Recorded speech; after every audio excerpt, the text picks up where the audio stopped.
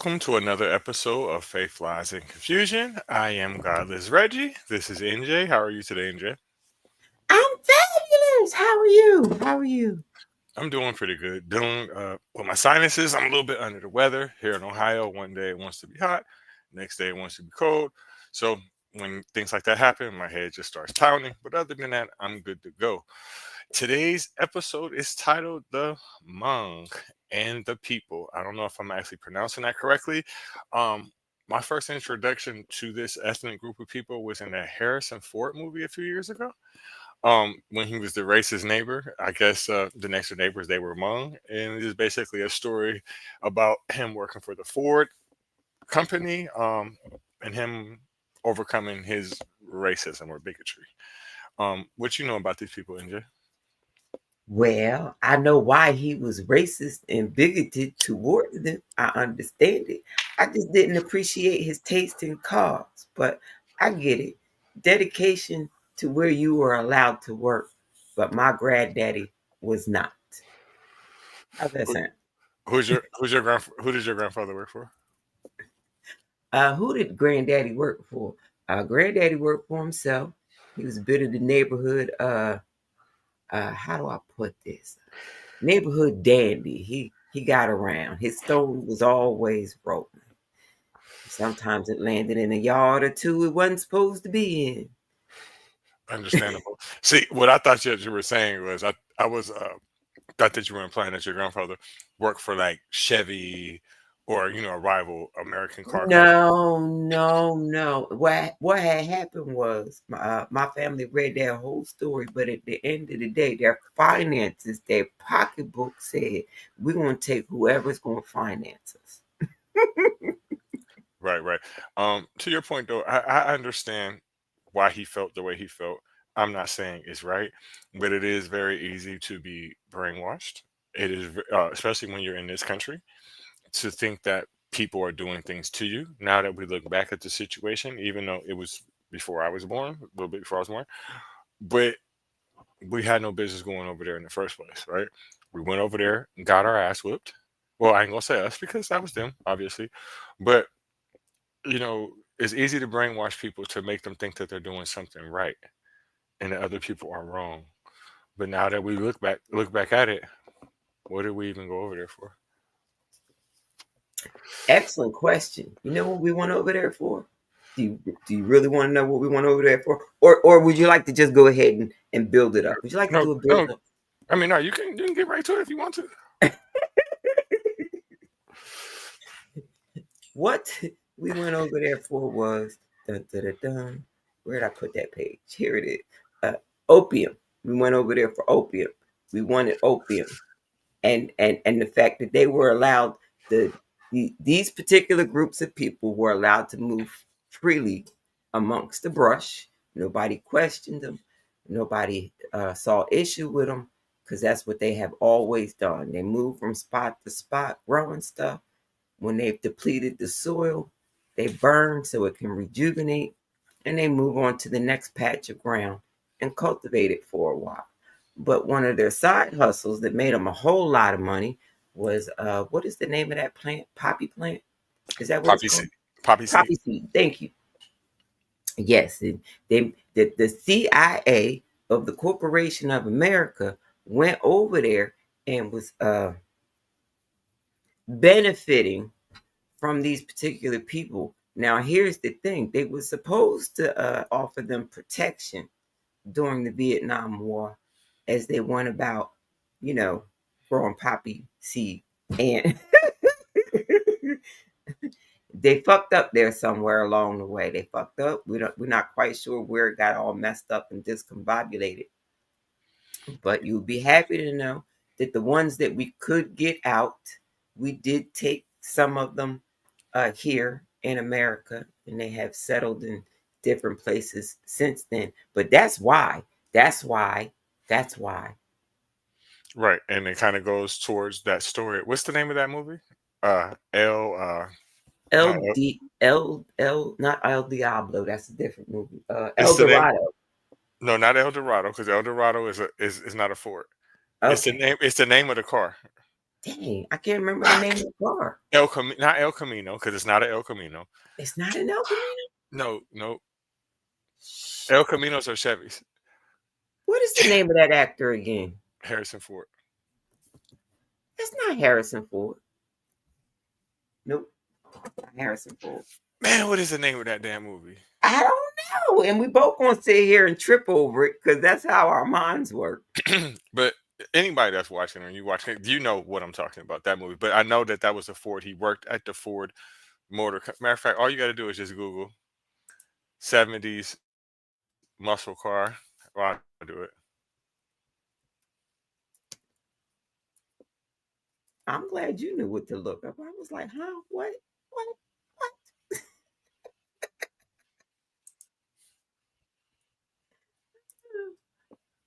Give me 1 second, folks. Okay. 70s Ford muscle cars. Okay.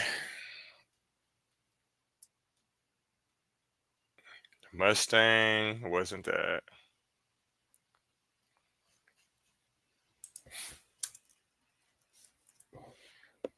This has absolutely nothing to do with it, but I'm just so curious. The Torino, yeah, the El Torino. I think that's what it was. It's the Torino That's what it Cobra, the was. That Mustang was it. Boss. Yeah, the Torino. Okay. That was it.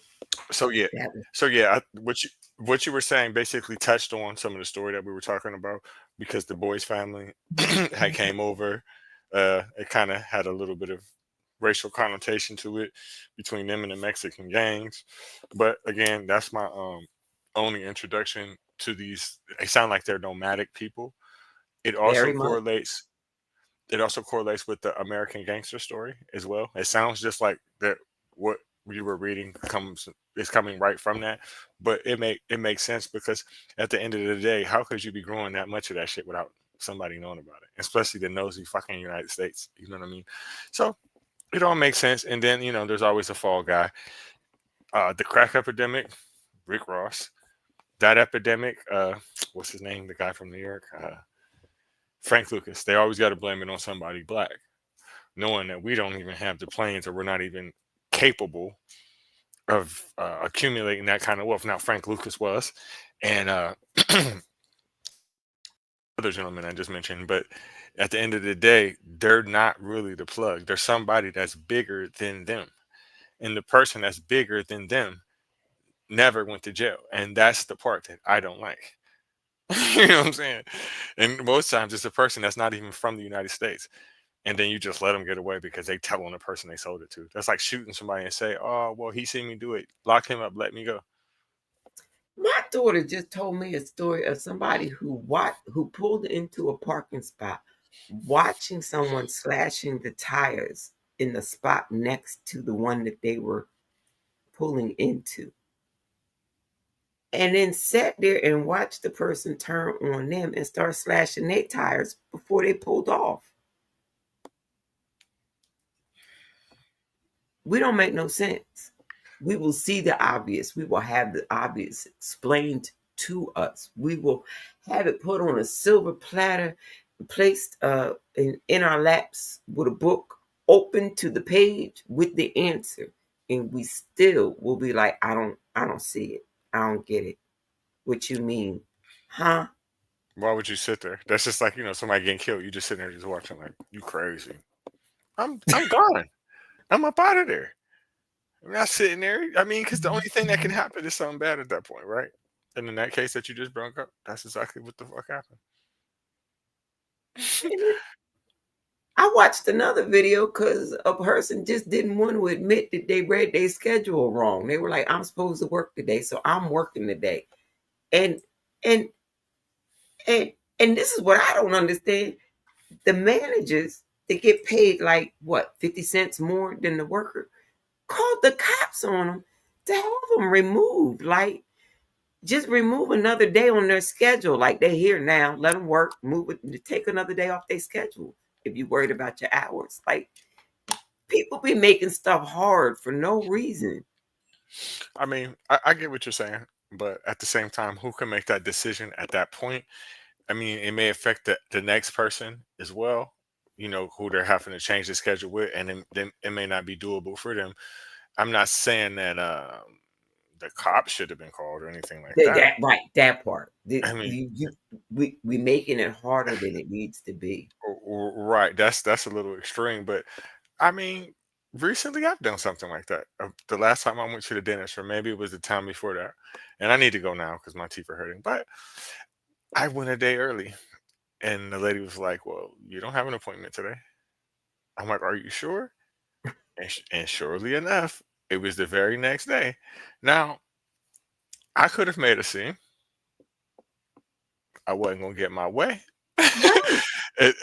I was gonna go to jail. So I just happily took my ass back to work, explained that shit to my boss, and went from there. We all make mistakes. It happens. Shit happens. It definitely does. But let me do But some. Go ahead. Sorry about that. oh, I know. Go ahead.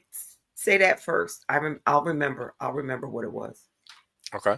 I was going to do some reading on the Hmong people. The Hmong people are an ethnic group originally from the mountainous regions of China, Vietnam, Laos, and Thailand.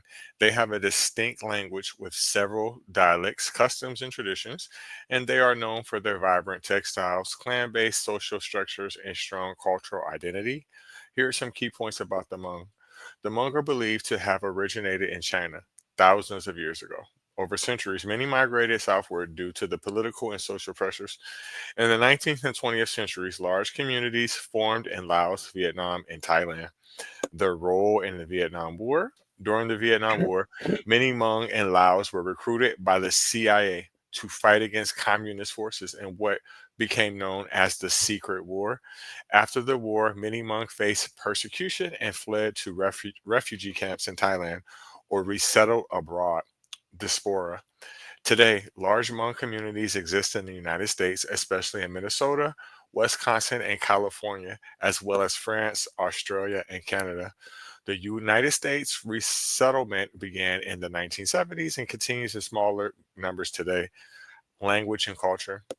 The Hmong language belongs to the Hmong main language family and is traditionally oral, though a Romanized alphabet called the RPA was developed in the 1950s. Hmong culture includes elaborate embroidery called Paj Natab, shamanistic spiritual beliefs, strong family clan ties, and unique customs around birth, marriage, and death. Hmong communities today often blend traditional practices with modern life, especially among younger generations. They continue to face challenges as preserving their language and culture, as well as navigating life in diaspora. Okay, that's interesting, right? So before we came on today, I was reading a little bit about them. I didn't get a chance to really get into in depth with them, but it was making it seem like they were facing persecution, and now I'm starting to see why, right? Because I always like to look at, well, trust it. I've noticed that a lot of times there's a particular group of religious people that feel like they're being persecuted. And I can't pinpoint to a situation when they really were. They were more of the persecutors. But once I did a little bit of reading on the Hmong people, it was basically saying they were being religiously persecuted. And then I looked into it and it was saying it was being religiously persecuted because they're Christian. And now that I'm reading this shit, and I'm like, how the fuck did you become Christian in these places? Right? And when I was reading it, and we'll get on this later, but I'm just gonna skip right to it. It was basically saying that they were being attacked by other Asian communities and tribes and shit. And now I see why they should have fucking attacked you. Because you're a fucking coon and you're sellouts. Sorry. Ding, ding, ding, ding, ding. And you nailed it.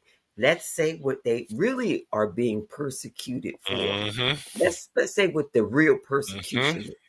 I see it. I see it now. You turned your back on them, and then when you tried to come back, when you sided with somebody, when you sided with the fucking CIA, they deserve. They decided to tax that ass for you doing that. That's what you get. You turned your back on your own people for some fucking Americans. There you go. And here we go. The secret war among soldiers who served alongside Americans in Vietnam. Uh huh. That's there you go. Persecution. That's Uh, what it is. uh, how Hmong soldiers in Minnesota are fighting to get veterans benefits. They should. I'm gonna give it to you. Should if you put your nose out there for some people, right, against your own people, and it was a secret war, secret, give it to them. Give it to them. Unless your claim is, oh well, we still lost the war. That ain't their fault. They're looking pretty old. If they don't give it to them, guess what? They get to keep the money. That sounds typical. But Just saying. I'm not about to You go only out here. gotta you only gotta fight with the average American 88 years for them to die and it all goes away. I mean, I'm not going to be out the one out here advocating for them because clearly I got my own issues. But if I'm them, yeah, I'm like I was a sellout for you, and you don't want to give me the benefits. I mean, but to your point, they all got to be fucking dead by now. Four All of months ago, a Caucasian gentleman sitting in a cafe with a mic. Why I won't return to the US after 6 years in Vietnam. They're like roaches. They're like roaches. Can't get them out once they get in. well, listen to this. Even though this is off topic, and I'm gonna jump right back into this topic because our conversations can go to a different world. But That's what happens with me because my mind is spinning. My mind is spinning. it's not just you; it happens with everybody. But look, I may have told you this, but I became aware of some people that are in Trinidad that the United States left there because they would go to Trinidad to fuel their ships and shit like that, and they left them there like on purpose because they're black. Yes.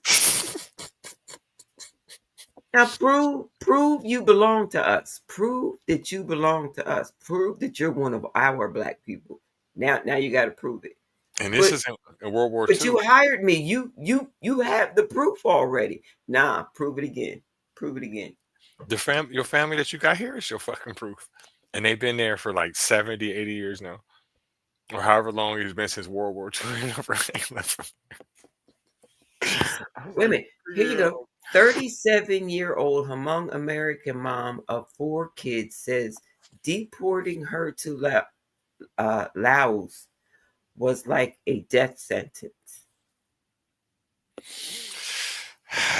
That's rough. And I say it's rough because of this, right? You can't blame her because this happened before she was born. You know what I mean? So either way, I don't see how you can deport her. I don't see how she got here. I don't know. I, I'm I didn't confused with click that. on the video to find out I'm because confused there's with a that. there's another video 7 years earlier with the same woman with the whole family saying coming to America a Hmong refugees story, but they only seem to be sending one of them back. There's a whole family that came started their story 7 years ago, but they only sending one of them back. What was wrong with her paperwork? Wait a minute. So if she's been a refugee here, I don't know why she would say it would be a death sentence for her to go back. See, it's And the reason why is because you would have see. never made it here. You would have been dead a long time ago. You've been dead before What you. But the persecution sounds really good for the church, doesn't it? It makes you just want to give to the church, help the community save this one. We can't save them all, but we can save this one. Because they Christian. That's the only reason why. They worried about it. That's the only fucking reason why. Because if it's anybody else from that same region, I don't care which country you pick, they don't give a fuck. And they can even be Christian if they ain't Hmong or if they ain't Hmong, they ain't gonna give a fuck neither. Mm-mm-mm. Let me get back to this. I think. Oh, I actually finished reading that. So I'm gonna read something else.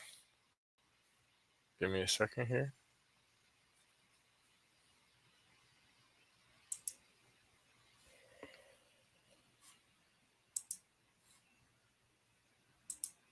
I'll play a video. Actually, I don't know why my screen's black, but we're gonna work on that here in a second. Right? It YouTube is on one today. I don't know what they doing. I don't know what they doing. They on one today.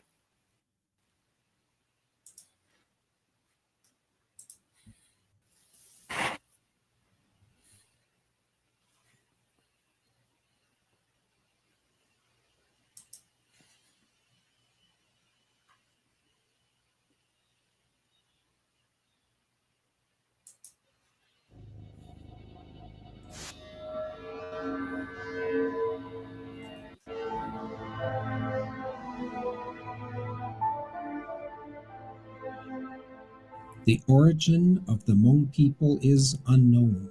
However, one scholar believed that they originated in the Mesopotamia region and gradually migrated to the Hebei province in northern China.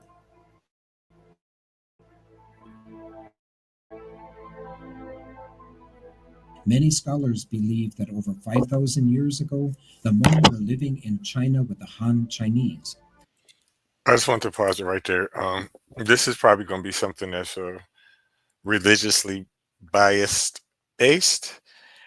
I'm saying that because once he said that these people are one person stated that they migrated from the Mesopotamia area. That's not true. That's not true. There's no truth to that. That's pseudoscience right there. I just want to point that out. Around 2700 BC, they were governed by the legendary warrior chief Qi Yu. Chiyu is the Chinese pronunciation. The Hmong pronunciation really means Ziya. Zi means father. Ya is grandfather. There was three groups, and the Hmong were one group, and the other two groups end up being the Han, modern day Han Chinese today. And there was a big battle, and the two groups combined forces and fought, and Ziya's group lost. Qi Yu was captured in 2704 BC and was executed. His body was cut into three pieces, which were then buried into three separate mounds, so that the Hmong people will never be reunited. 1,000 years after the death of Qi Yu, the Hmong formed another kingdom called San Miao, which means three Hmong.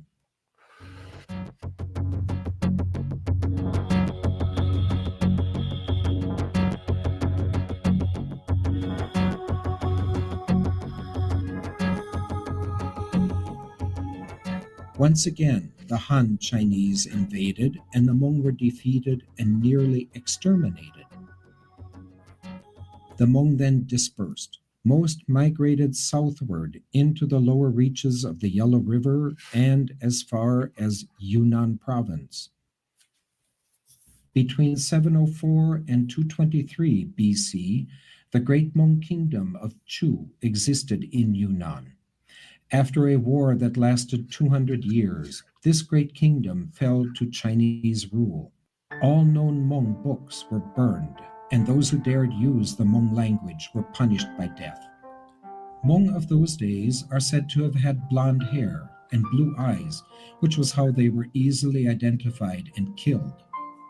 Hmong history was preserved onto pictorial quilts known as pandao. In 1615 AD, the Chinese I just want to pause it there again. I definitely do not believe that the blind hair, blue eye thing. I don't. I don't believe that. And the reason why I don't believe that is because of the region that they are from. I'm not saying that it's impossible, but it is very, very, very, very unlikely that that is true. What you think, Inja? You're on mute.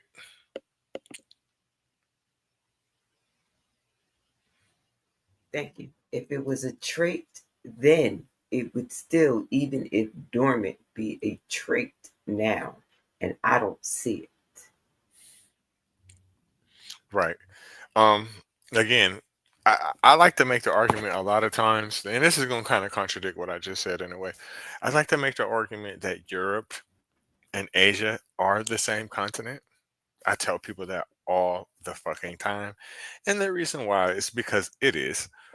Because there's no barrier between these two places. Turkey, Greece, fucking Russia. Prime examples. You can make the argument that these three countries that I just named you, Armenia as well, are in Europe, and you can also make the argument that they're in Asia. So again, I'm not going to say that that would be impossible for that to happen, right? But I would be willing, if I was religious, I would be willing to bet my entire soul that that is not true, especially if the first thing he said is true, which I know that's not true. When he said that they originated from Mesopotamia, ain't no motherfucking way. Ain't no fucking way. Nope, not at all. Mm-mm. But let them keep lying. Let them keep lying. Let them keep lying. They lying. Lying up a storm. So anybody that's watching this later on, dude, please don't take this as factual because this is not Right, true. because they lying. They lying. Hard. We're going to find the lies. We're going to find the lies. began building a 100-mile-long Great Wall in the west of Hunan to block out Hmong rebellion from Baoqing to Tongren. It was known as the Southern Great Wall. Not willing to subject to Chinese rule, many of the Hmong migrated south to Vietnam, Laos, Thailand, and Burma, searching for a new life of peace. Hmong means free people, according to Dr. Yang Dao, but before the Vietnam War, Hmong were known as Meo or Miao. The term Miao means barbarians, in other cases, sons of the soil. During the Vietnam War, the United States. Well, I just needed to stop it one more time. I just wanted to point out the fact that barbarian and son of the soil are so fucking far away from each other that I don't even see how you can even make that comparison. I would think that whoever invaded probably said that means barbarian, and I would think the person who made up that word probably meant son of the soil. That's just my guess. I don't know. I'm not a historian, maybe a ghetto one, but not a real one. So And it sounds to me like that how it has worked every other time when a people are demonized because of either what they do or nonconformity. uh-huh, exactly. But they're looked at as a special group because they conformed. That's the way I see it anyway. Eventually, yep. Central Intelligence Agency recruited the Hmong to fight against the impending Communist Army. The Hmong were trained in guerrilla warfare and were led by Major General Wang Pao.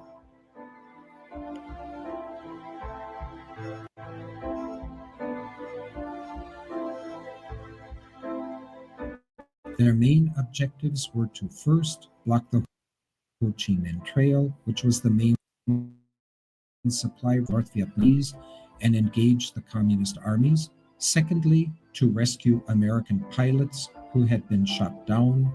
And third, to defend the radar stations such as Pupati. In May of 1975, following the collapse of Vietnam and Cambodia, the North Vietnamese army, allied with the Pathet Lao, overthrew the existing government of Laos. Major General Wang Pao and many of his staff were flown to safety, but the rest of the Hmong were left to fend for themselves. Most of them were still on the battlefield. When somebody is trying to chase you out from your land or to invade your country, even when it's necessary for you to fight to the last man.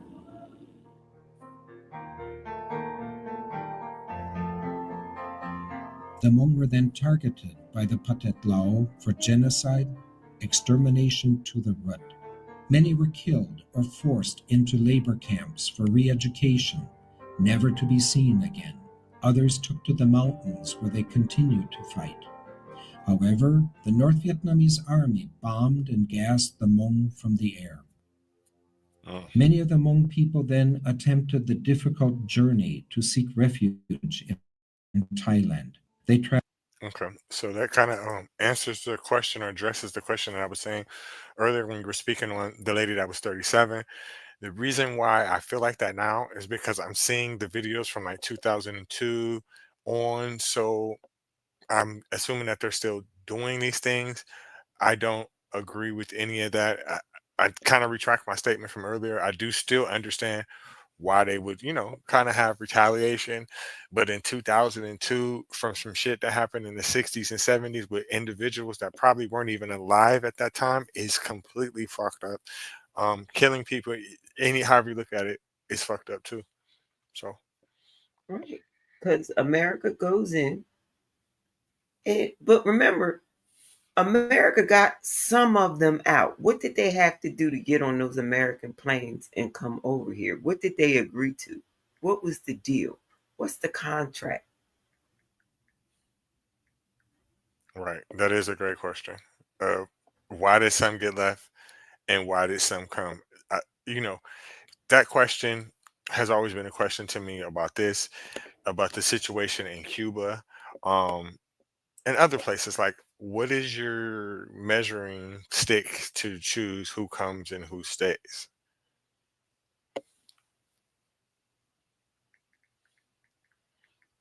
Strange. That's a question they never answer. That's always classified. That's always top secret. But we can have discussions about aliens, the different genetic makeup of aliens, but we can't have a conversation of who got to get on the plane, why were they chosen for the plane, and what was the contract once they got here off the plane. Right. How long did you agree to tap dance or whatever it is that you agreed to do? I'm just making that up. Like, how long Right. did you agree to do whatever it is that you did, and why couldn't the rest of y'all come? I don't understand that, and I wish that I could figure out why I can't be seen right now, but I don't know. Oh wow. What is that? What happened? I don't know. Maybe it's a blackout for Reggie. I'm about to play the rest of the video because I need to use the restroom real fast.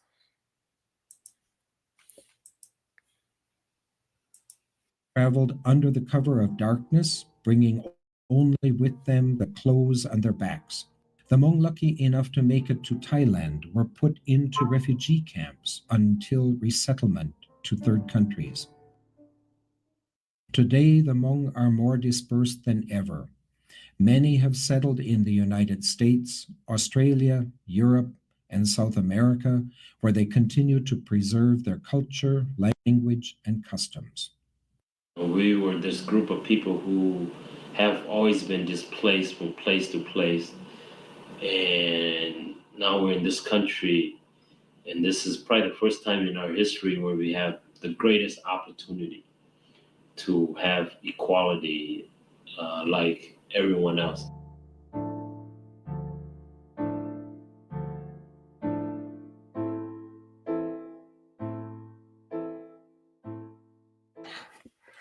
Okay, I feel like that was a very biased point of view with that video.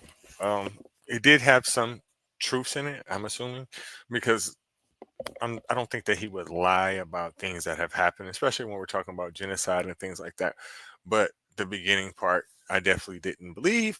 It kind of sounds like, whenever we're talking about people from our ethnic group, they're like, "Oh, well, we're the real Hebrews, we're the real Jews. We come from here." And, it kind of sounds like that type shit. So And by 1998, the Hmong population in the U.S. had grown to 200,000, with many arriving in waves following the Vietnam War. Their resettlement was shaped by refugee policies, sponsorship programs, and economic opportunities. The places that they settled: Minnesota, Minneapolis, St. Paul. This became one of the most significant population centers. Wisconsin, Wausau, Sheboygan. Oh, that's an interesting name. Green Bay, Madison, Milwaukee. Many families established themselves in these cities. California, Fresno, Sacramento, Stockton. Is that Merced? Merced? The agricultural industry provided job opportunities. I'm sure none of them are poppy seeds, don't worry. North Carolina, a growing Hmong presence developed here. Oklahoma, Signal 88, smaller but notable communities emerged. Alaska, Anchorage, some families settled there as well. Just honorable mentions, just places of note.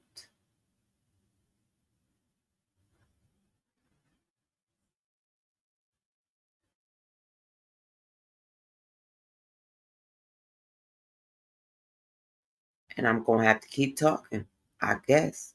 I can't remember what the next point's supposed to be because I didn't look for it yet.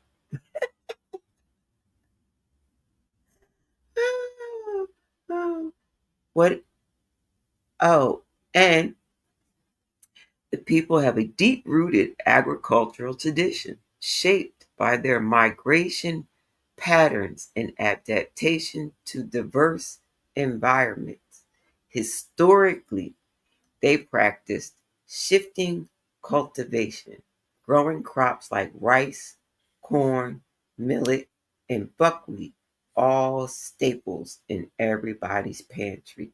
In the mountainous regions of China, Laos, Vietnam, Thailand, and is that Myanmar or Myanmar?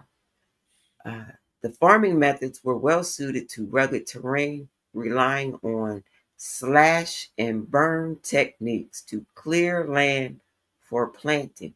Didn't they tell us that all of the burning in Vietnam was because planes were spraying something called Agent Orange and then lighting the trees on fire?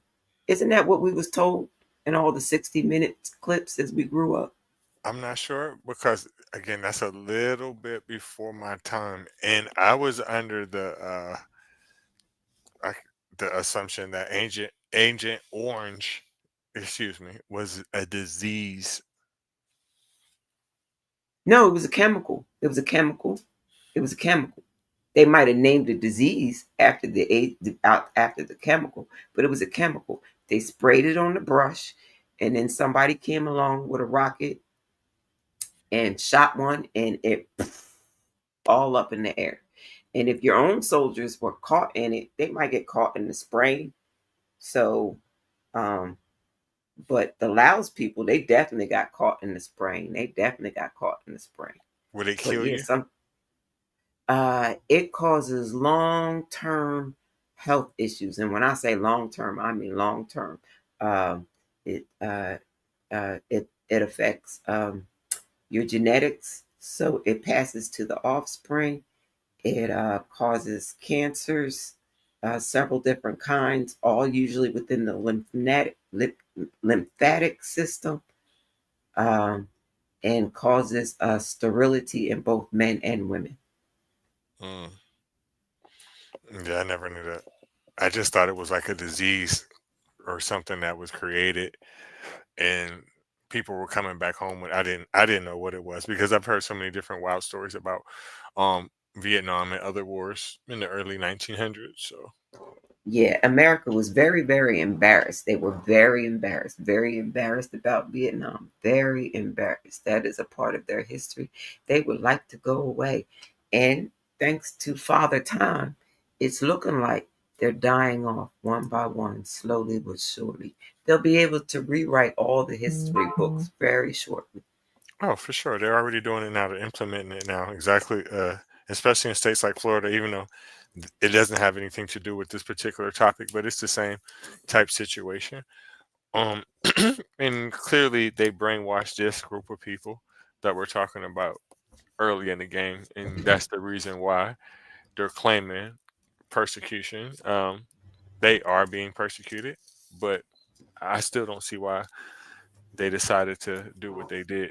I don't get that, unless it's for So, monetary reasons. I mean, if you believe in things like karma, get back, fuck around, find out, I'm just saying it would apply. That's true, but for how long? These ain't this. That's just like saying you did something and we're gonna take it out on your grandkids.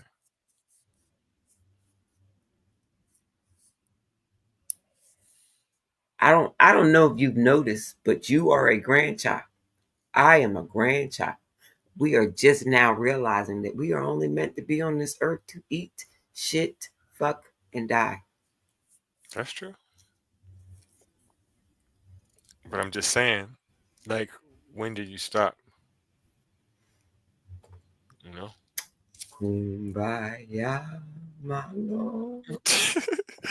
Let me do some reading real quick. Give me a second. Now, this is going to be word of Wikipedia. It's going to be the source. Give me a second. I'm sorry, folks. Whoever can't see me, I can't see myself. So,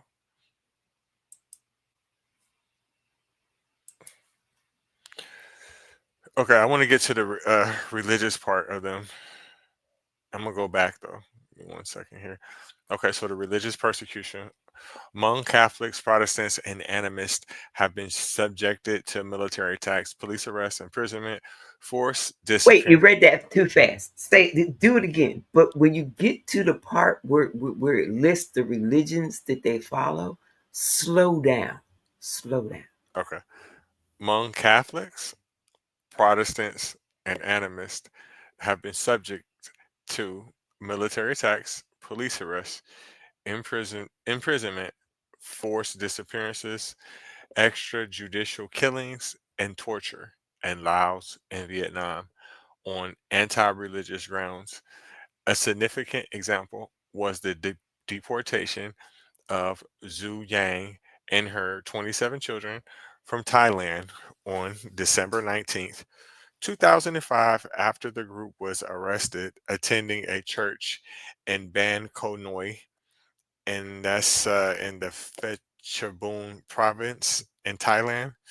Miss Yang and her children were detained upon their return to Laos, after which the whereabouts of much of the family is unknown.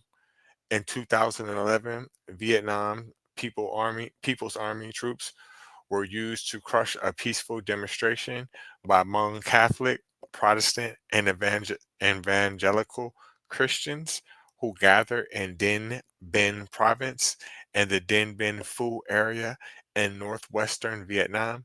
According to Philip Smith of the Center for Public Policy Analysis, independent journalists, and others, in 2013, Van Nagai Vaj, a Christian pastor of Hmong ancestry, was beaten to death by Vietnamese police and security forces.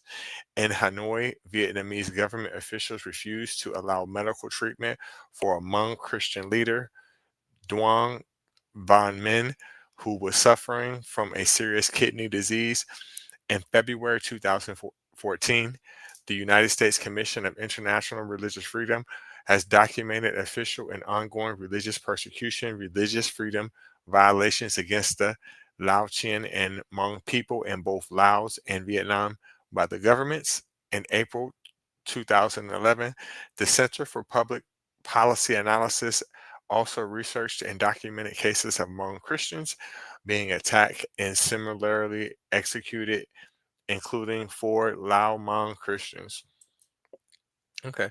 Now, again, I'm not one that's an advocate for violence, and I don't think this is right.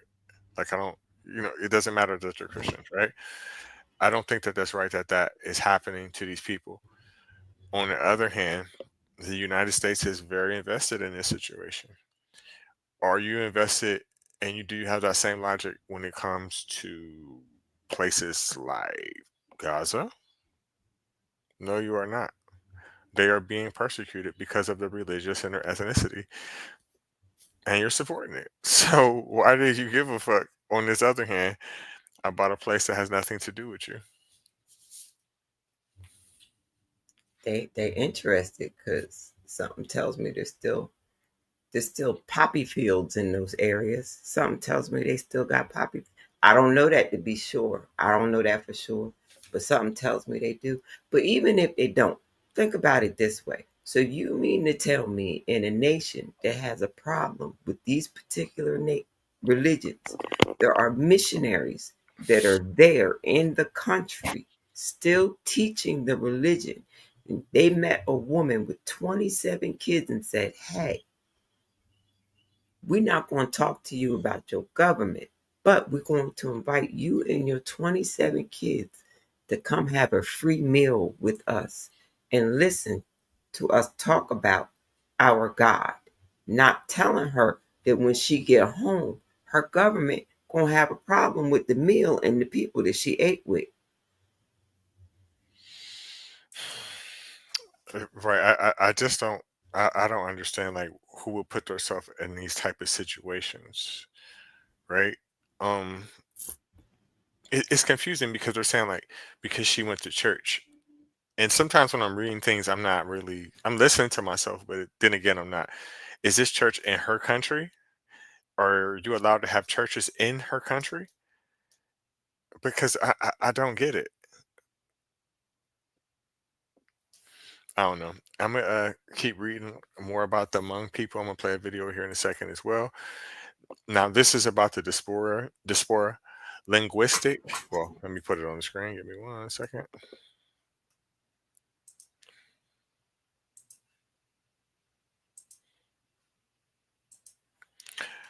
Linguistic data shows that the Hmong of the peninsula stem from the Miao of southern China as one among a set of ethnic groups belonging to the Hmong main language family. Linguistically and culturally speaking, the Hmong and other subgroups of the Mao have little in common. Vietnam, where their presence is attested from the late 18th century onwards and characterized with both assimilation, cooperation, and hostility, is likely to be the first southeastern Eurasian country into which the Hmong migrated. At the at the 2019 national census, there were 1,300,000 393,547 Hmong living in Vietnam, the vast majority of them in the north of the country.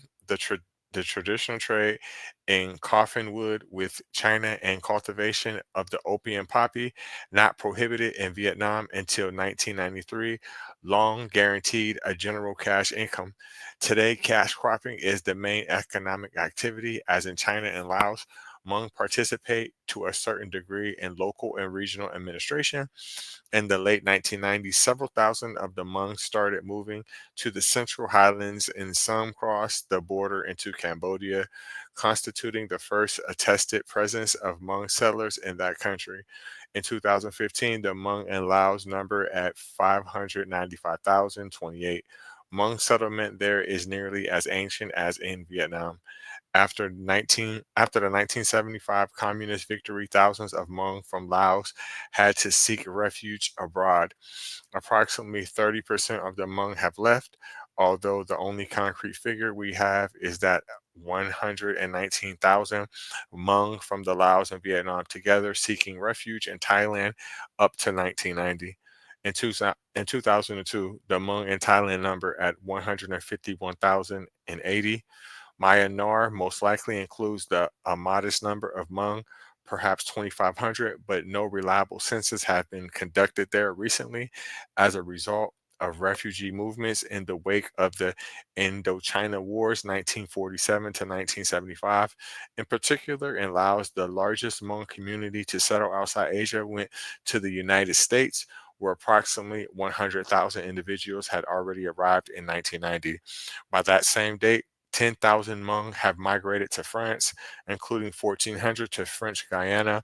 Canada admitted 900 individuals, while another 360 went to Australia, 260 to China, and 250 to Argentina. over the following years and until the definitive closure of the last refugee camps in Thailand in 1998. Additional numbers of Hmong have left Asia, but the, the definitive figures are still to be produced.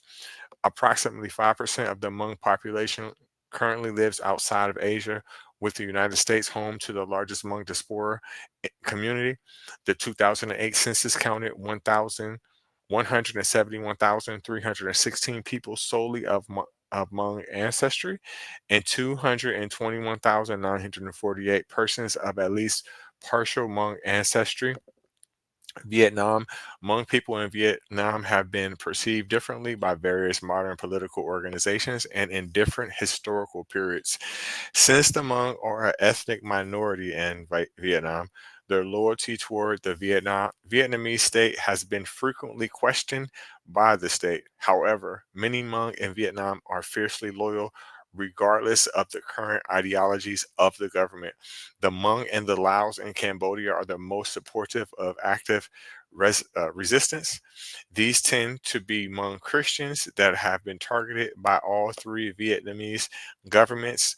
The Hmong in Vietnam also receive cultural and political incentives from the government, which led to the Vietnamese Hmong further diverging from the Laotian Hmong, since the latter are strongly anti-Vietnamese due to the secret war and communism.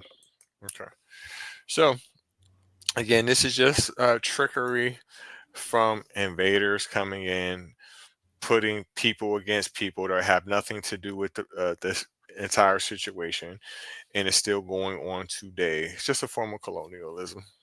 Yes. You know why the French took so many?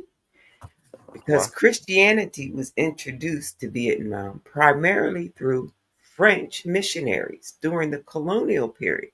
And today, churches remain important cultural and historical landmarks in the region. They have 7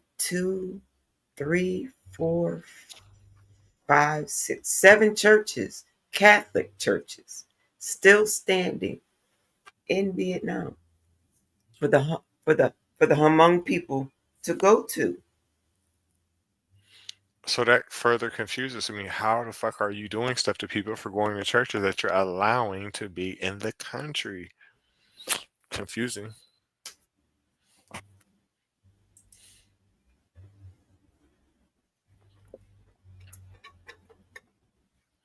I just don't understand. Let me play another video by them. Excuse me, about the Hmong. In a second. Nice slip of the tongue. I wish there were more tongues in the world slipping right now. But that's another thought for another day. I Oh man. digress.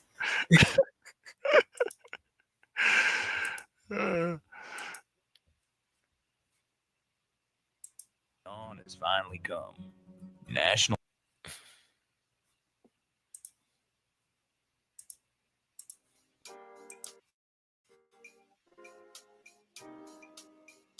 Spark and Seed proudly presents The Hmong People, a story of resilience.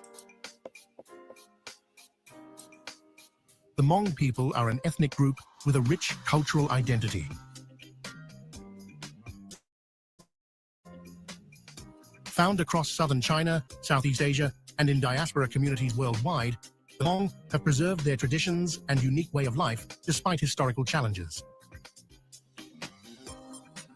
This video explores the origins, traditions, and adaptability of the Hmong people, both in their homeland and abroad.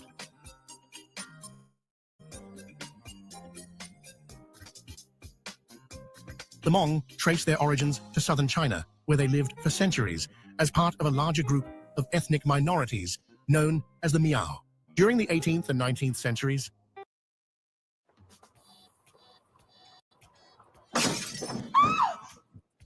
Here you go, miss. Now what? Have you heard of carparts.com? Check this out. They have over 1 million quality parts That are guaranteed to fit at incredible prices? and hassle-free returns. Oh, I guess you didn't need my help after all. Nope, I just needed carparts.com. Available at your fingertips 24/7. Now that's my speed. Quality parts, price right, carparts.com.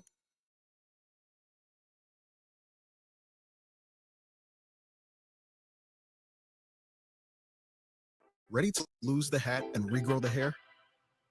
With Serums by Hims, you can regain your hair and your confidence. Our serums are powered by... Many Hmong migrated southward to Laos, Vietnam, Thailand, and Myanmar, driven by political persecution, heavy taxation, and attempts at cultural assimilation under the Qing dynasty. Armed uprisings against the Qing government were suppressed, prompting significant migration into the highlands of Southeast Asia.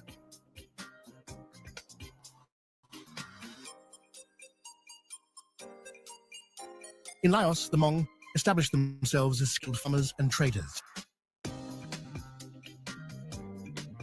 During the Vietnam War, they played a crucial role in what became known as the Secret War, aligning with US forces against communist forces. The war's aftermath brought widespread displacement and hardship for the Hmong in Laos and neighboring countries.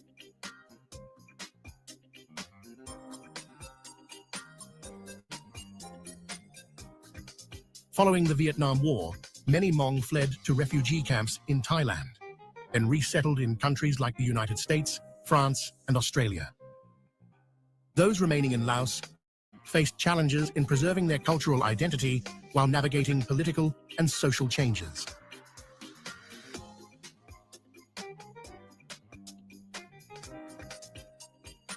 The Hmong are broadly categorized into subgroups based on dialects and cultural practices, such as White Hmong, Green, Blue Hmong, Black Hmong, and Flowery Hmong.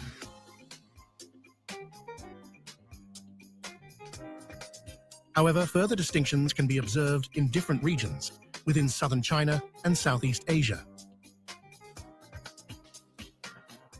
In Thailand and Laos, they are predominantly White Hmong and Green-Blue Hmong. Approximately 600,000 Hmong reside in the northern and central highlands. I just wanted to point out the fact that I don't like that at all. Like, how are you gonna go name these people Green Hmong, Black Hmong, White Hmong? You're just creating division amongst them, and it's so hard for me not to be disrespectful to these people. And the reason why it's hard for me to be disrespectful to not be disrespectful to them is because you're just from the outside looking in, it just looks like you're just willfully just signing up for this shit. Like, I mean, it's easy for me to say that because it's not me, because I don't understand or don't know the pressure that probably was put on these people in that time. But it's just crazy. How you feel?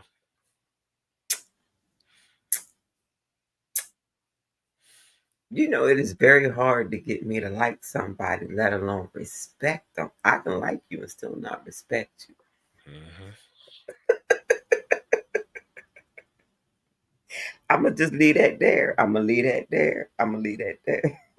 I'm going to deal with them on a case-by-case basis. I'm going to deal with them with by case-by-case basis. If you on my land, though, I don't care what you growing. It's time for you to move along. It's time for you to go move along. But doesn't it seem like, okay, so they're like, well, they're facing the changes in political ideas. Wait a minute. That's what the Caucasian is writing down that they are doing. Right. They don't. Listen, what about before you came over there? And then, like, I just hate how they just like the communists. Man, the only reason why they Right, I'm communists, like, who the hell are these supposed communists? Because it sounded like it was people against people. It was people that didn't want that poppy seed farmed on their land. Like we didn't mind you farming, but we got a problem with you farming that, especially since you farming it for the CIA of the Corporation of America. I mean, but not even that. I mean, that I'm not saying that that's not true, but at the very basic level, like, how are these people communists and you came over there? Like, I just don't understand how people say that, like, oh, they're communists. No, motherfucker. I mean, they just was telling you, leave me the fuck alone. Right, and anybody who doesn't want to be bothered by other human beings are communists. Like, I guess I would be communist sitting up here in the room. Like, leave me the fuck alone right now. Don't nobody bother me. You're communist. Okay. And Right. Right. And why is that a bad thing? It seems like I'm minding my fucking business, if you ask me. That's what I thought that was the goal. Mind our fucking business. Right, right. But some people can't do that, obviously. But what if, hey, hold on. Don't bring in what if situations. If we minding our business, there is no what if situation. We're minding our business. Make up your mind. You want us to mind our business, or you want us to notice that you growing these poppy fields over here? Which Right. one is it? Exactly.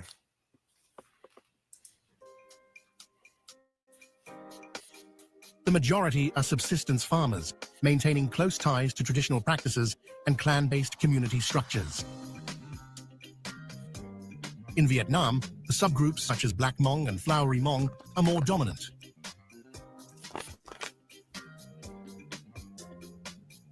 Ever wondered what your home looks like from space? Nope. You know what that reminds me of with the colors? You know What? how they talk about what are those people here in the United States, the ones that have the ornons? The ornons? I saw it. I'm not sure. I saw. I'm not sure. But anyway, the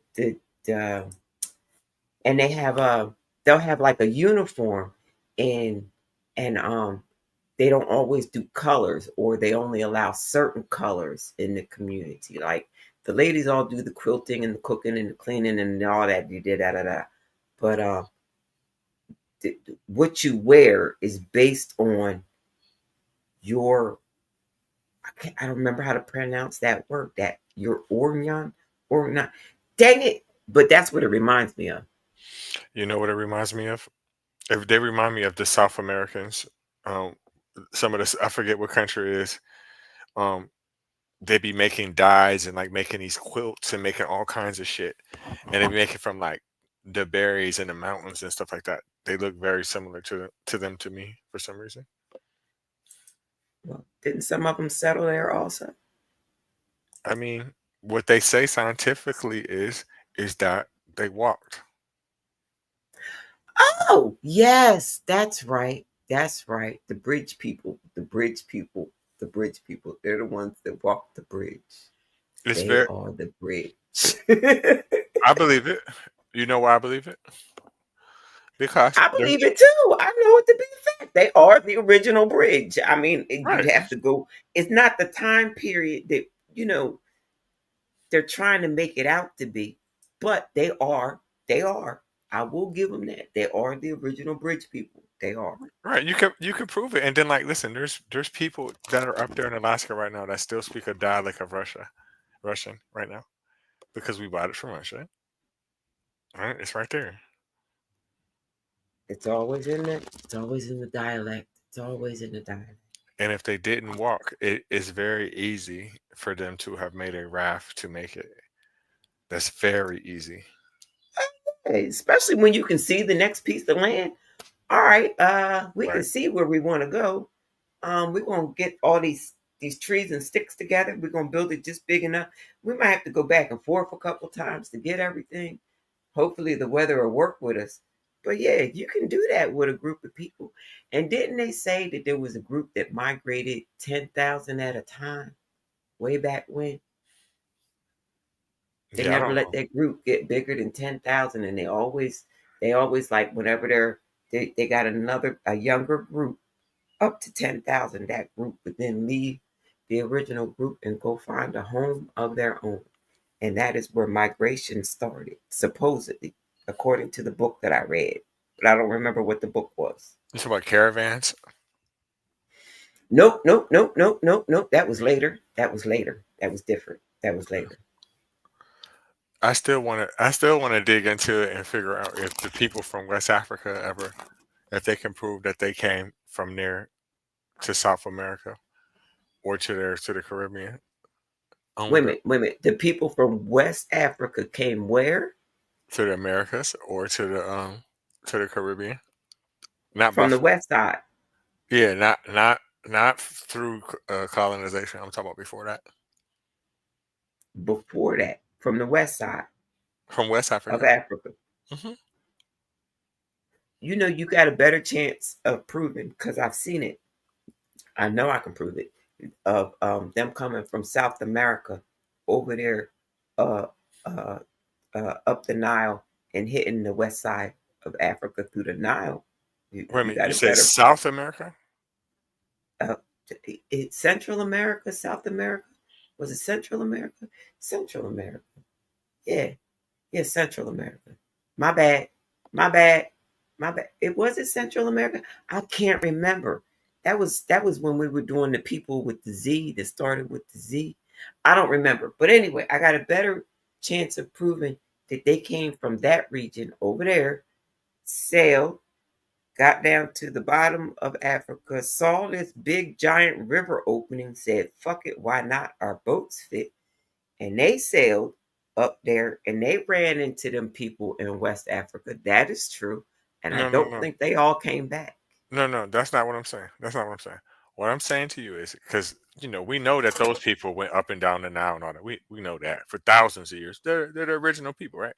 What I'm saying is I want to dig into to figure out because again, we know that Africans created boats. We know that they created rafts. We know that, right? So I'm trying to figure out if you could prove that people from the western coast of Africa made it to the Americas before slavery because it's very possible. Right? But I just said, if I can prove that before they came here, we went there. Now we made the return voyage. You think we didn't bring some of them with us? I'm confused at what you mean. Okay. If you're looking at a map Hmm. and you left from Central America long before humans know about the different regions of the planet. Humans are there. They don't Central know. America or Yeah. Well, go back and look at that video we did when we were talking about the Zohans, the Zoram, something that started with a Z. Don't make me lie. Zoroastrianism. Yes. There was a part where I had come across a bit of information and I went and read the book while I was with grandson at the library, but I don't remember the book. But I can go find out. That I can repeat. It was recent enough. My memory will figure it out. But from Central America, a group of people who decided, because their king wanted to explore, and they left from the Central American region and traveled their happy asses through the ocean. Now, did they run into the islands that was in the Gulf? Yes, they did. Did they hit that stream? Yes, they did. And once they hit that stream, it took them down Africa, and they ran into the open mouth of the Nile River, and the Nile River flows upward according to the way the map is given to us that we know today in 2025. The Nile River flows up, so they would have got to the mouth of the Nile River and they would have sailed up the Nile and they would have run into what you call West Africans today. Now, on their return voyage, would there have been some of them with them? Yes, because how do you prove that you met people that your people ain't never met? You got to bring one or two of them back with you as honored guests, and Well, they wait a would minute. come and they would hang out and they would tell their stories of their nation. Now, here's the thing: you always supposed to return them, but they don't always want to go back. Sometimes they don't want to, and sometimes you can't remember where the fuck you got them from. You be like, you know what? We was just out there chilling on the water. We didn't really pay attention to where we got you from. You sure you want to go back? We'll But, make you real happy here. but where are you getting this story from? Somebody history from this part of the world. That It was in that story we were doing that day, and I can't think of it right now. But I will. I'll text it to you later. I'll email it to you later. But yes, go on with this story because I'll get you sidetracked. Which way, loose, twisted. because I've never heard of any history on this side of the world. Um, and the reason why is because of whitewashing. But I mean, clearly they had thousands of years of history. They had pyramids and shit like that. But I've never heard of any any stories like that. I'm not saying it couldn't happen because it definitely could have happened. That would have been a tremendous voyage if you went from Central America, if we're assuming like Mexico, what, Guatemala, somewhere like that. That would be one hell of a fucking ride right there. Well, I don't remember which people that is, but they like to tell this story of some great king named Mansa Musa, something like that. Mm-hmm. Mansa Mm-hmm. Musa. Mm-hmm. And now he was traveling with an entourage of how many people? With Mm-hmm. all of this gold that he was giving away. I don't know if you noticed, but gold is heavy. Right. Gold is very, very heavy. It's Right. it's going to weigh a ship down, especially if you're traveling with that much gold. Like they didn't have checkbooks back then. I don't understand. I heard that Mansa Musa walked, and the reason why is because they're saying that he came from Mali and he went to fucking Mecca, and ain't no way that you could sell from those two places. You can't. So he walked. Right, right, right, right, right, right, right. I understand what you're saying right there. I get you. I And that's get a you. I hell of get a fucking walk too. I don't know if I believe that, especially when you put that into context with that goal. I don't, because we're talking about from West Africa to fucking Asia. Where at in West Africa to where out in Asia? Like, where is my maps at? Because I'm Mali, not seeing this. Mali to Mecca. And the reason why he walked to Mecca is because he was going to, you know, how they be going to that thing they be going to once a year. He wouldn't have cared. That thing wasn't even there when he existed. I agree, but that's been their holy, you know, place. And the way I became aware of this story is because I was debating with a Christian, and what he told me was, and it was a lie. He said that Mansa Musa on his mission to Mecca, he told a story to another person that wrote a story that said that he spoke about Christians in Mali, and he said and his point of bringing that up was that was his proof that Christianity was in West Africa before slavery, which isn't true. Right.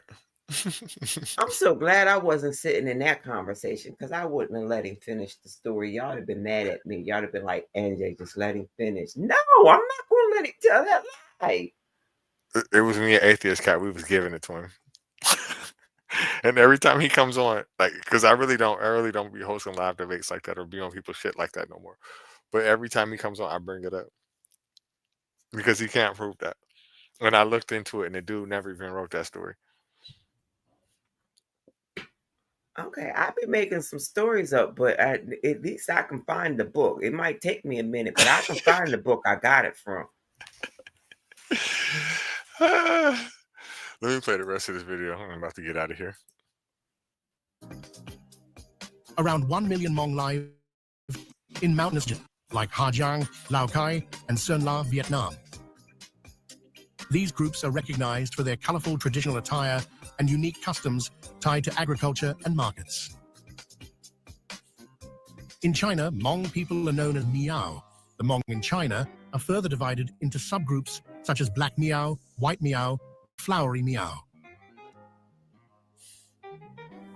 Over 2.5 million Hmong remain in southern provinces like Guizhou, Yunnan, and Hunan. These groups retain diverse traditions and languages while integrating into Chinese society. Hmong involvement during the Vietnam War resulted in political persecution by the Laos government. Hence, many white, green, and blue Hmong fled their homes to the United States. Approximately 330,000 Hmong refugees and their descendants have made states like Minnesota, California, and Wisconsin their homes.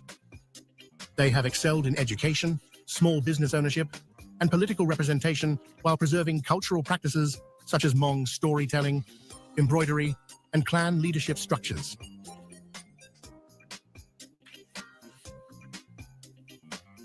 Who could have imagined the Hmong people finding a new home in French Guiana?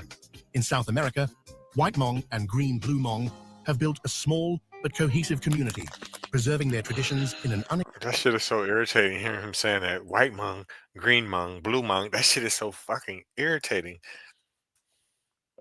Yep. It's almost like they've nicely categorized, divided themselves into houses via the sorting hat, or what's that thing in that movie Divergent, where you go and you find out, like, if you're gonna go be with the smart people, the plant people, the good Samaritan people, or the or security. I forget the name of that movie, but anyway, that's the point. They did it all by themselves. They just nicely and politely take their category.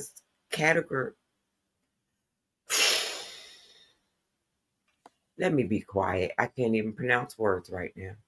I understand what you're trying to say. It's just crazy. It's like they got them like, divided into gangs, like we're playing a video game. Saints Row, like, oh yeah, the green dude's over there and the white one's over here. It's just ridiculous. Let me finish this video. unexpected setting. They have successfully adapted traditional farming techniques to tropical conditions and continue to maintain cultural practices such as clan-based social organization and community festivals.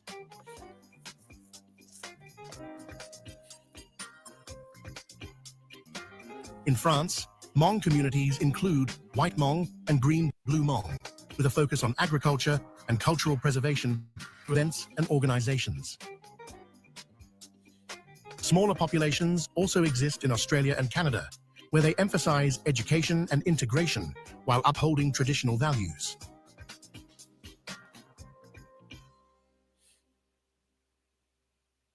The Hmong language, with its distinct dialects, Hmong Dao, White Hmong, and Hmong Natsuab, Green Blue Hmong, is central to their identity.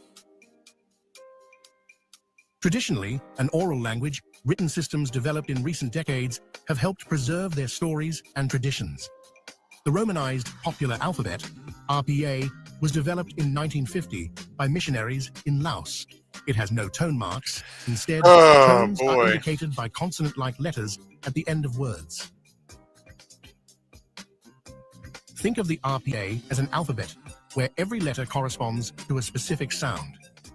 Unlike English, tones in Hmong are just as important as consonants and vowels, and the tone letters, like B, V, S, are essential to understanding the meaning of a word. There are no silent letters. Every letter is pronounced.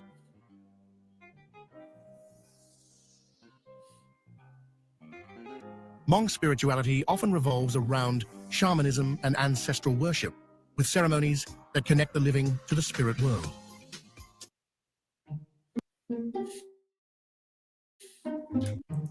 It got stuck.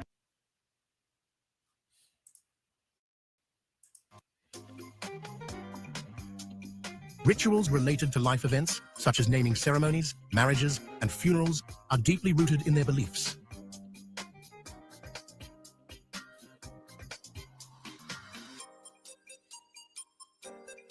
The Hmong are renowned for their intricate textiles, which use embroidery to tell stories and depict scenes from daily life.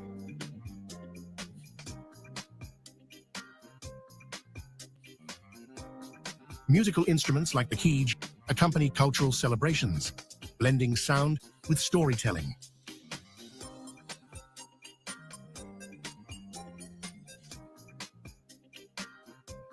The Hmong community is structured around a clan system comprising approximately 18 clans, each identified by a surname. Clans play a central role in leadership, conflict resolution, and social support. Some prominent surnames are Vang, Yang, Li, Xiong, Wu, Thao, and Cha. Members of the same clan view each other as extended family, fostering strong communal bonds.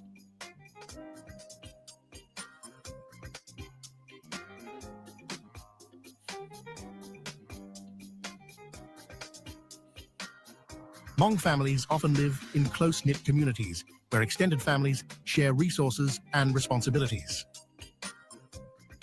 Marriage arrangements are traditionally guided by elders, ensuring alignment of values and fostering strong inter-family relationships. In traditional Hmong culture, bride kidnapping, zajpojnium, involved a man kidnapping a woman he wished to marry, either consensually or non-consensually. In consensual cases, it was a prearranged step in courtship. Families would negotiate marriage terms afterward, and the woman could reject the union, while once a customary Wait a minute. I don't see how they can say that she can reject it while they pulling on her simultaneously, because clearly she ain't going. I'm just saying, and how do you consensually arrange for your kidnapping? Like,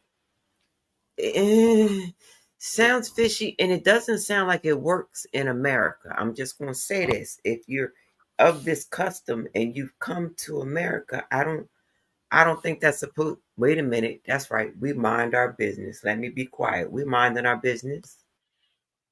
Right, right. practice to formalize relationships, it is now largely discouraged due to evolving norms and legal concerns.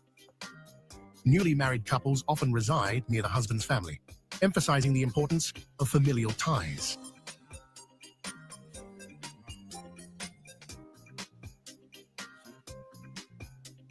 Historically reliant on subsistence farming, Hmong communities in Southeast Asia have cultivated crops like rice and maize through slash-and-burn agriculture.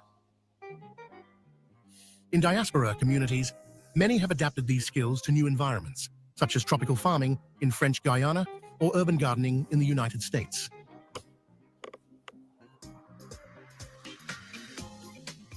Hmong diaspora communities have successfully preserved their culture through festivals, traditional clothing, and language education. In Minnesota, the Hmong International Freedom Festival attracts tens of thousands annually, showcasing traditional sports, music, and food. Okay. In French Guiana, Hmong farmers continue to practice traditional agriculture, blending old techniques You gonna go with get modern one? innovation. No, but it looked all right, though. Diaspora communities maintain strong ties to their origins through remittances, cultural exchanges, and humanitarian efforts. Fundraisers organized in the US and Australia often support education and healthcare initiatives in Southeast Asia.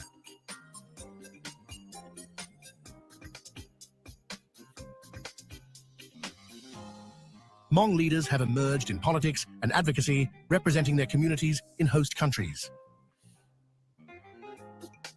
General Vang Pao was a revered Hmong military leader who played a pivotal role during the CIA's secret war in Laos, fighting against communist forces during the Vietnam War. A charismatic leader, he later became a symbol of hope and advocacy for the Hmong people, helping them transition to life in the United States as refugees. General Vang Pao remains an enduring figure in Hmong history and culture. Sambo.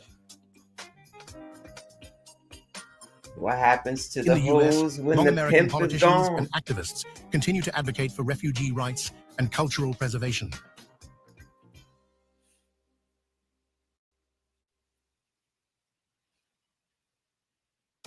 Through memoirs, documentaries, and art, Hmong individuals have shared their experiences globally. Writers such as Kao Kalia Yang have brought Hmong stories to wider audiences, fostering understanding and appreciation.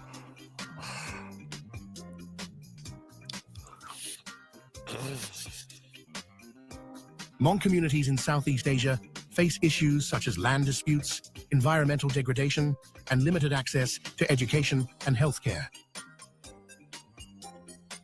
In diaspora communities, maintaining cultural identity amid assimilation pressures remains a challenge.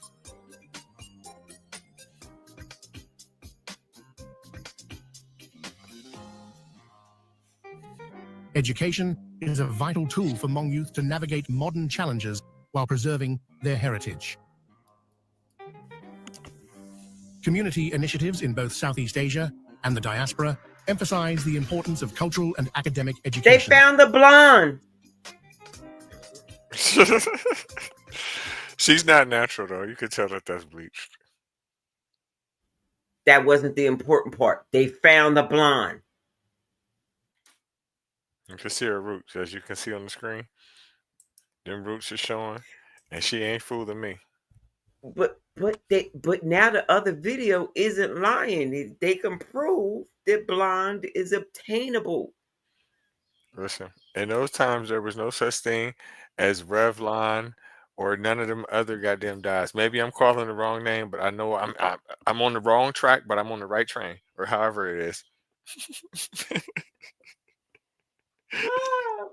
What they meant to tell prospective buyers of the women of the community is, if you have blonde hair and blue eyes, yes, your genes will be dominant enough to knock out their dark eyes and dark hair. That's what they really want. That's what they really want to emphasize. That's what they really want you to know. Exactly, and that's why it started. That's why when we were playing the first video, when it started, like, oh well, they started from Mesopotamia. I seen the bullshit coming. Then once it got to that, it was in full effect. Yep, yep, yep, yep, yep. They want you to know what your family can do with those genetics if you decide to buy into the village. Is that what they call themselves? A village society? Is that what they said? I forgot already. I'm sorry. And then next comes, oh, we're being persecuted. Now, I will say that they are being persecuted, but I mean, you made that decision to turn your back on your own people for absolutely no reason because you are very nomadic people and you had nothing to do with that situation. And you decided to side with people that, don't look like you. I'm not saying that's what you get because what's going on is not right. But sometimes. It's not right, but it's okay. I'm gonna make it. I'm sorry, wrong time, bad timing. I'm gonna be quiet. It's only about a minute left in this video. A second. And the diaspora emphasize the importance of cultural and academic education.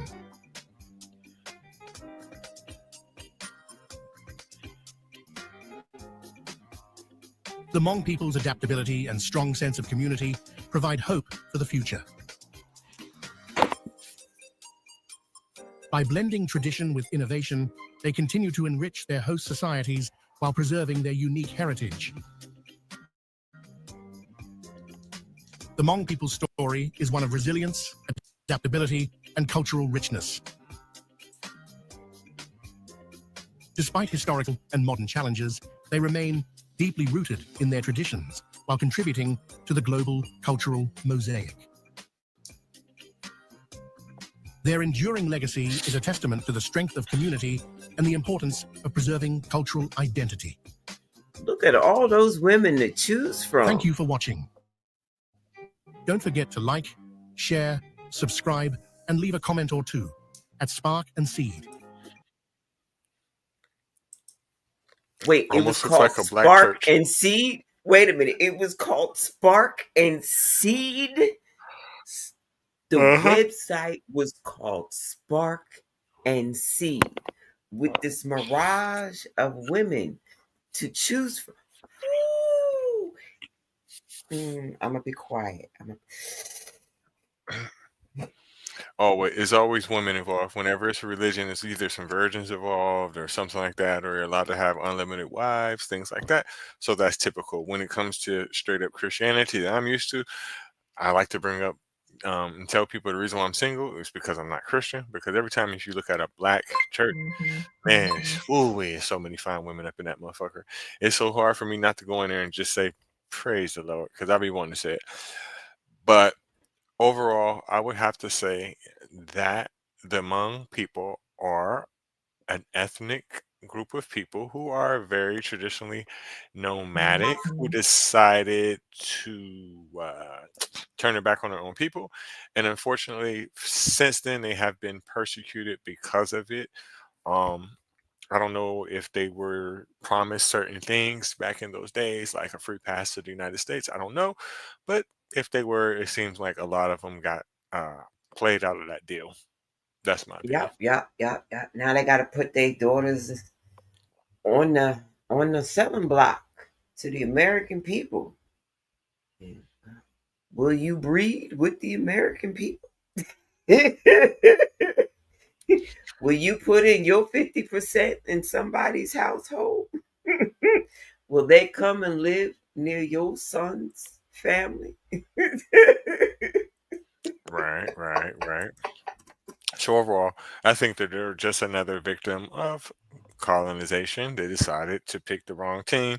They probably were thinking like, "Oh yeah, the big bad United States is going to come over here and whoop ass." They got their ass whooped, and ever since they've been gone, unfortunately, you've been taking the ass whooping, which is sad, which is very, very sad. Because again, And it's I'm people's sure, grandkids paying the price for their decisions. yeah, and I'm sure that the Americans told them, when you come here, your children will be able to buy the land that we stole. Right, from your distant cousins. But that's another story. For another day. We're gonna get there eventually. Mhm. You got Because anything we else? ain't got nothing to do while America is working out its issues. Uh, Thank you, by the way, for the other evening. That invite was amazing because I didn't know about the ship. I didn't know. I didn't know. I didn't know about it either. I felt out of the loop. I was like, I have not been doing my due diligence in digging through the clickbait. I have not. I You have think? really fallen off. Wait a minute. You think that's a coincidence? I'm not talking about Yeah. you. I'm not talking about you personally. Not you personally, because sometimes things go over people's heads. We all have lives and shit. But what I'm saying to you is, you don't think that that's a coincidence that just kind of got like just shoved up under the rug. This is not big news that we're talking about. This is like something that nobody even gives a fuck about, really. You know, and it's sad because it happens all the time. Look at the map of this country 20 fucking years ago. Look at it. And look at it now. It's just Gaza now. Do you know that in the 90s they had an airport? You know that? They bombed the bitch Yeah. and Yeah. took it. Yeah. They are completely just erasing these people. I seen this one preacher from the United States, this white man, talking about, oh yeah, they might as well just go ahead and just bulldoze that place and just make it a parking lot. What? And So they feel perfectly justified saying that. Like, just make it go away. We don't want to fight anymore. We don't want to talk about it. We don't want to argue. We don't want to send an email. We don't want to talk to our local representatives. And we really don't give a flying fuck. How is the stock market? Are you invested in stocks? Would you like to invest in Bitcoin? Would you like to get into real estate? Because we've got more stolen land to sell. Like, right, they don't even that's give a fuck. they don't. They really don't. But How's they your football team? How's your sports doing? right, Have you placed any bets lately? Have right. you seen the price of eggs? I remember the first time I heard of this situation. I had bought this car from this guy up in Akron, right? And he was from Palestine. And he told me, he said, this is what he told me. This is when I knew nothing about it. I knew absolutely nothing about it. He said that they got him blocked on four sides and in the ocean. He said, we can't leave. And he said that any time that they want, they can do whatever they want to us and you can't say nothing. I said, get the fuck out of here. He said, watch this shit. He said, watch this. And he showed me a video. I was like, I couldn't believe it. I couldn't fucking believe it. And this was like maybe 13, 14 years ago. And he was telling me this shit. And then that's when it clicked to me. I started thinking, like, okay, so they're doing all this and they're saying that, XYZ and the Palestinians aren't supposed to be there. Then I started thinking, like, well, this is the Middle East we're talking about. Who comes from the Middle East? Arabs. So then I started thinking, like, well, more than likely, he's probably from there. Right? And then I started thinking about, what does the average person that is from Israel look like? Then I started thinking, I'm like, ain't no motherfucking way. There ain't no way. And that just led me down the rabbit hole. And that's crazy that I just now thought about that, because whenever people ask me like my story of deconstruction, I tell them a different story. And I just realized it started a long time before that. And it started from that point, because then that started making me question the whole fucking system. Like, how are fucking white people from the Middle East? How? And then I just learned more and more and more and more. It's just like, NJ, have you ever really argued with a person and told them that Israel was created in 1948? Do you see the reaction that they give you when you tell them that? When they What do don't? you mean? No, no, no. It's biblical. It's historical. It's biblical. What are you talking about? Hmm. Never. I saw that in a TV show. It was one of my favorite TV shows. It had to do with the White House. I'm fascinated with anything that has to do with the White House. Somebody showed me a video yesterday. I gotta go look that up. But anyway, I'm digressing. So uh the president wanted to change a map inside the Oval Office. Just a map. And he couldn't do it. And he was like, "What do you mean I can't change a map? It's a picture on the wall. What do you mean I can't change it? It doesn't represent. Uh, it's not real. So it's so. I don't understand. Well, sir, you can't change the map, because then that would remind people that it's not real, didn't exist until this year, and it would be an insult to the people of it's not real, because they would feel as though they had been erased." This was on a TV show, normal 9 o'clock at night, drama TV. And it just completely went over people's heads. It was like no big fucking deal. Right, because most people don't get that. And it's people that are even like almost from that time frame that don't get that. And it's crazy. It's just fucking crazy. Like, there's just one politician, rest in peace to him, that I really respected. And he's from I'm not gonna say where he's from, but his name is Jim Trafficking, right? And I always respected him because that motherfucker kept it real about everything. In that situation, if anybody's watching this and if you get a chance, look him up and look just literally Google Jim Trafficking on that topic. And when you see what he says, you're just gonna be like, this shit crazy. And he's been saying it forever. He's been saying it 30 years. But again, most people don't know what we're talking about. But I'm gonna get off that subject. What you got going on for the Well, rest of what you got going on the rest of the day? absolutely nothing. I'm gonna go potty. I'm going to get remedicated. Same here. I'm going to attempt to spend some time outside. It's looking like the clouds have finally decided to leave, but I'm learning not to trust them. They be circling back around sometimes. They just be like, nope, nope, nope, nope. Still, stay in the house. Stay back. Get your ass back in the house. Right. I'm probably gonna watch some NBA basketball. I forgot the playoffs are on today. So Ooh, fun times, fun times. Let me know who wins. Let me know. okay. Definitely. Probably cook me some dinner. That's about it. Thank you again. Your input is definitely always needed and appreciated. I want to thank everybody for stopping by. We'll definitely be back next week with more Faith, Lies, and Confusion. I'll start thinking of a topic today. Don't know exactly what it's going to be as always. If not, catch me on Wednesday at AAA Podcast Sports around 8 p.m. We'll be definitely talking about the NBA playoffs, more of the NFL draft, and probably a little bit of baseball. Not really my thing, but we'll definitely touch on that. Um, but other than that, I'm good to go. You got anything else? Or you good? You can catch me on TikTok following around other people, because I just like the way they be talking. I just want to hear the conversation. So that's where I be at. And do I have a schedule, in a place? No. If Reggie can't find me, nobody else can either. There we go. You know what? I'm gonna do a live debate today. What time is it? It's what 2 o'clock. I'm gonna do one like around 7. Catch me there on TikTok at Godless Reggie, and if not, catch me again next week. Thank y'all again. Good night. Have a good one.